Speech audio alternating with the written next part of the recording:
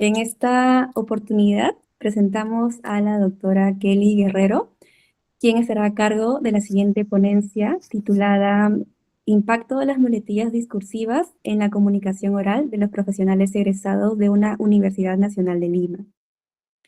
Kelly Guerrero Escobar es doctora en Educación y bachiller en Lingüística por la Universidad Nacional Federico Villarreal. Actualmente ejerce la cátedra en la Universidad Nacional Mayor de San Marcos y otras universidades privadas. Su enfoque de investigación se ha centrado en áreas claves de la sociolingüística al desarrollar estudios de impacto significativo, al abordar temas relevantes en la sociedad contemporánea, como la discriminación e identidad lingüística, así como proyectos educativos y sociales que integran al teatro como fuente de aprendizaje y conciencia social. Su enfoque pionero integra el teatro como una poderosa herramienta de aprendizaje y concientización social, generando nuevas formas de comprensión y compromiso en la comunidad educativa.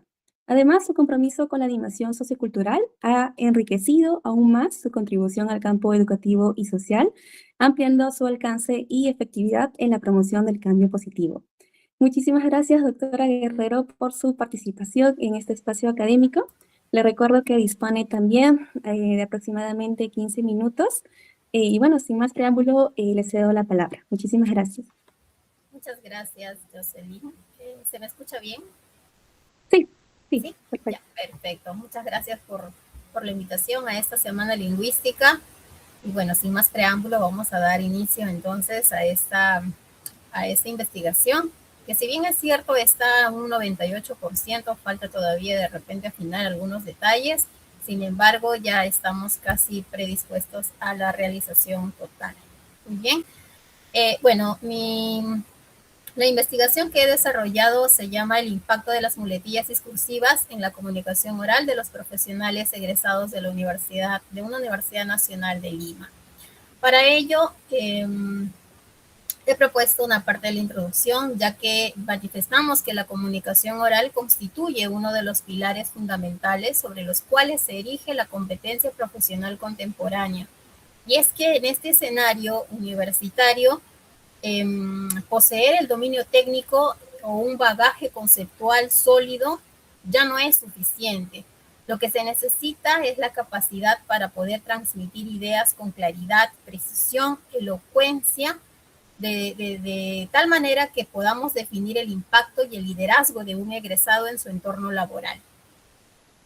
Por ello, es que el tránsito de la vida académica a la praxis profesional suele poner de manifiesto diversas falencias en cuanto a las competencias comunicativas y también lingüísticas de estos estudiantes y de los egresados, ¿no? Siendo una de las más recurrentes precisamente el estudio de este caso, que es el de las muletillas.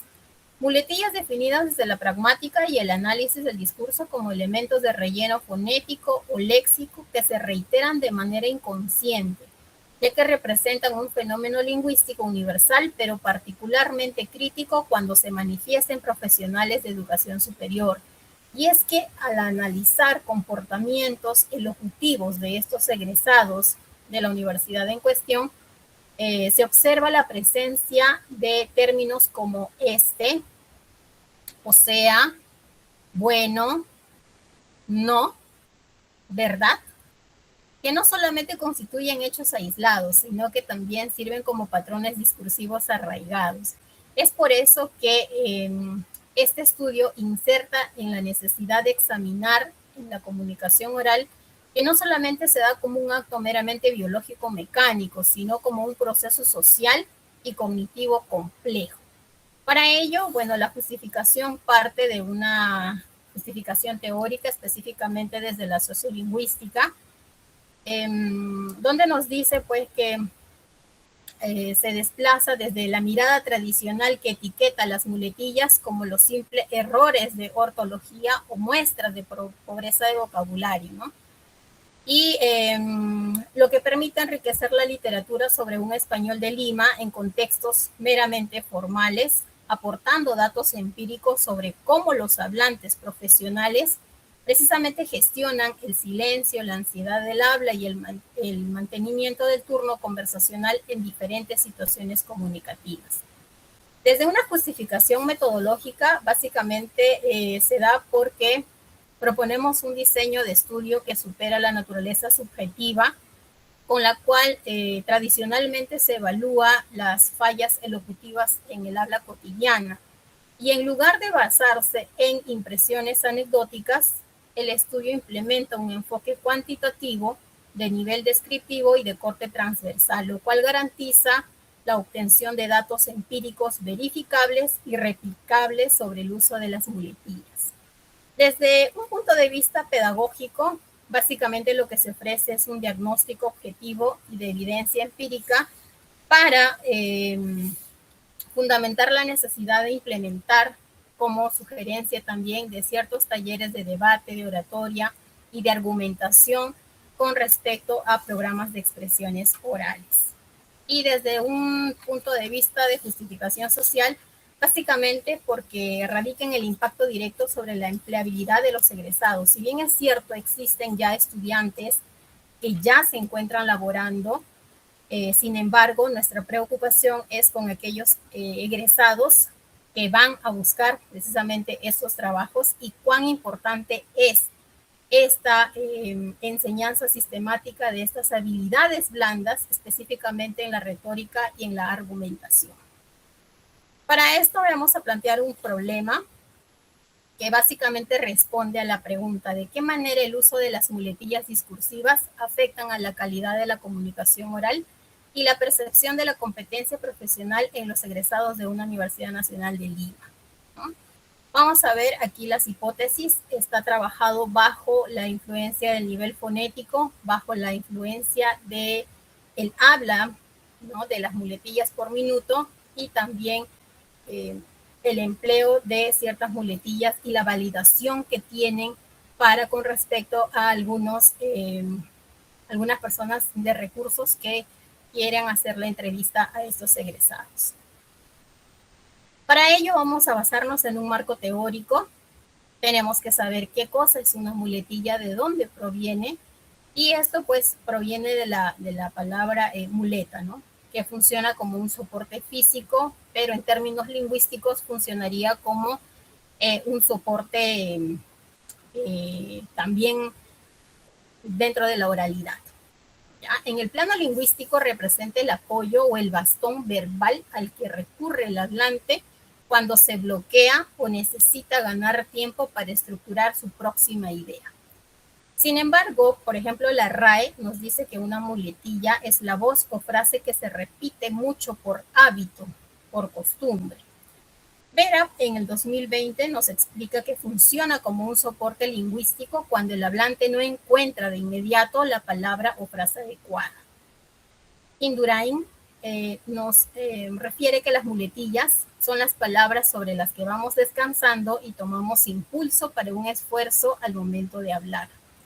Moliner nos sostiene que la muletilla es una palabra o expresión en las que se intercalan innecesariamente en el lenguaje y constituyen una especie de apoyo en la expresión. Entonces, a partir de ello podemos nosotros considerar a la muletilla como una frase o una palabra que se repite por hábito y que pueda darse precisamente para tomar un descanso o un impulso al momento de que viene en la siguiente idea, ¿no? Las muletillas se pueden clasificar según Critz, considerando la función. Existen muletillas desde una función expletiva, que básicamente sirve para ganar tiempo en una comunicación, en un acto comunicativo, y las funciones, las muletillas que cumplen las funciones comunicativas que ayudan a organizar esa interacción comunicativa. Dentro de las primeras vamos a encontrar, por ejemplo, el digamos, qué sé yo, así, ¿cómo te puedo decir? ¿Cómo era? Y dentro de las funciones comunicativas, por ejemplo, el más clásico que se puede encontrar en un acto comunicativo es la conjunción y, ¿no?, que muchas veces y de manera reiterativa pues se repite, tanto para poder aumentar la información que nosotros estamos queriendo decir, como también la frase, ¿no? No es cierto, puede buscar un asentimiento o implicar al interlocutor en lo dicho. ¿Ya? Entonces, tomando en consideración esta clasificación, es que también vamos a partir para el desarrollo de este análisis. Para Arenas Núñez, en el 2012, las muletillas se pueden clasificar considerando, ¿no?, los siguientes tipos. Por ejemplo, los procesadoras o planificadoras, que básicamente sirve para poder trazar o estudiar la organización y la construcción de información que se quiere comunicar. Y para eso utilizamos el famoso ¿no? Entonces, eso es lo que nos sirve para procesar, planificar la siguiente idea que nosotros podamos tener. Las otras son las impulsadoras, que básicamente otorgan energía a la conversación y introducen o obligan al avance del discurso por parte del hablante o por parte del interlocutor. Para ello usamos bueno, hombre, o sea, ¿no? Y de esta manera vamos alargando o dando energía a ese acto comunicativo. Las estimulantes y las conversacionales provocan y llaman la atención al oyente, realizando atribuciones informativas, como las preguntas ¿ves?